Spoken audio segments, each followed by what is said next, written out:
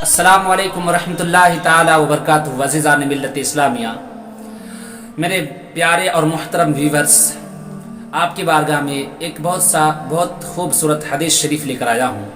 وہ شادی کے تعلق سے حدیث شریف میں آیا ہے. پیارے مصطفیٰ صلی اللہ تعالی علیہ وسلم نے ارشاد فرمایا کہ جو شخص نکاح کسی عورت سے اس نیت سے کرتا ہے کہ اس کی عزت ہے،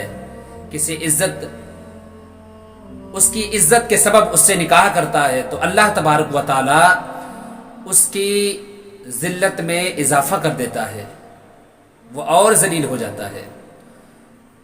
اور اگر کوئی شخص اس نیت سے نکاح کرتا ہے کہ اس کی مال و دولت ہے، تو اللہ تعالی اس کی محتاجی میں اور اضافہ فرما دے گا، اور زیادہ وہ غریب غربت کی طرف بڑھتا چلا جائے گا.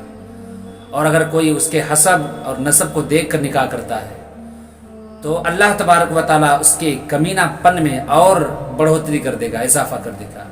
لیکن کوئی شخص اگر اس کی اس لیے نکاح کرتا ہے کسی عورت کے ساتھ اس لیے کہ وہ پاک دامن رہ سکے، اس کی نگاہ ادھر ادھر نہ جا سکے، وہ گناہ میں مبتلا نہ ہو، تو اللہ تبارک و تعالیٰ اس نیت کے صدقے میں اس مرد کے لیے اس عورت میں بے پناہ برکتیں رکھ دیتا ہے. اور اسی طرح اس عورت کے لیے اس مرد کے اندر، اس مرد میں اللہ تعالیٰ بے پناہ برکتوں کا اضافہ فرماتا ہے.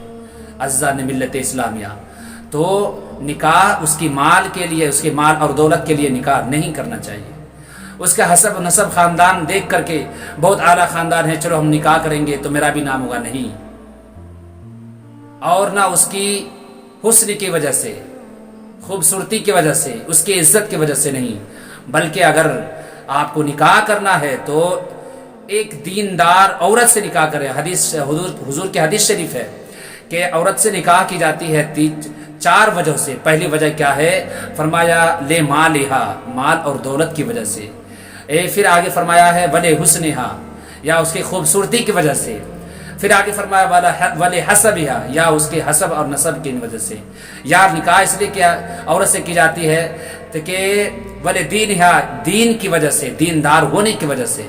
تو پیارے مصطفیٰ نے فرمایا کہ 4 باتوں میں جب تم دیکھ لو اور ان میں سے اگر تمہیں کوئی دیندار نظر آئے تو سب سے پہلے تمہیں دیندار کو ترجیح دینی چاہیے، اور دیندار عورت کے ساتھ نکاح کرنے چاہیے، چاہے وہ غریب کیوں نہ ہو.